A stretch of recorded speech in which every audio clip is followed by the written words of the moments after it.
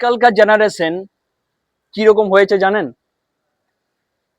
5 ক্লাসে পড়ছে, ক্লাস 4-এ পড়ছে, তারা পর্যন্ত প্রেম করছে।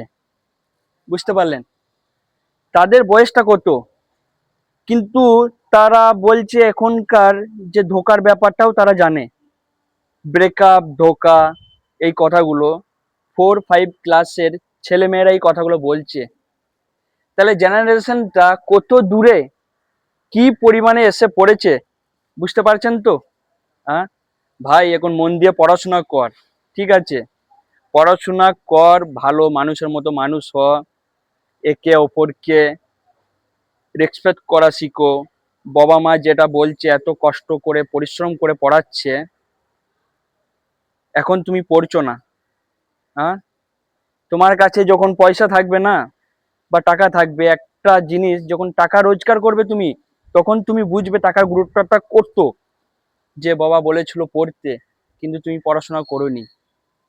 ঠিক আছে, এখন থেকে তুমি প্রেম ভালোবাসা লাইনে চলে যাচ্ছ, তাহলে কি করে কত দূর তুমি এগুবে?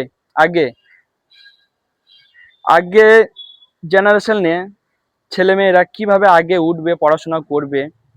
আর যে এই দিল্লিতে যে ঘটনাটা ঘটেছে, আপনারা সবাই জানেন, ঠিক আছে?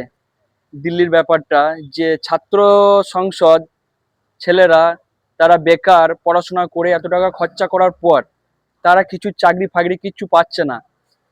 বুঝতে পারলেন? আহ সে তারাই বুঝে, যারা বেকার, যারা 1 টাকা রোজগার করতে পারে না, না তারাই জানে পয়সার মূল্য কত। ভাই, এখন মন দিয়ে পড়াশোনা কর, ঠিক আছে? উল্টো পাল্টা নেশা ছাড়। ভবিষ্যতে তোর কাছে পয়সা থাকলে তুই একটা ভালো জায়গায় চাকরি করলে না, মেয়ের বাবা এসে তোকে তোর পায়ে এসে ধরে মেয়ের সাথে বিয়ে দেবে। এখন টাইম নষ্ট না করে মন দিয়ে পড়াশোনা কর, ঠিক আছে? টিপসগুলো ভালো লাগলে একটু ভাইটাকে সাপোর্ট করিস। ওকে, ভালো থাকিস, সুস্থ থাকিস, ধন্যবাদ।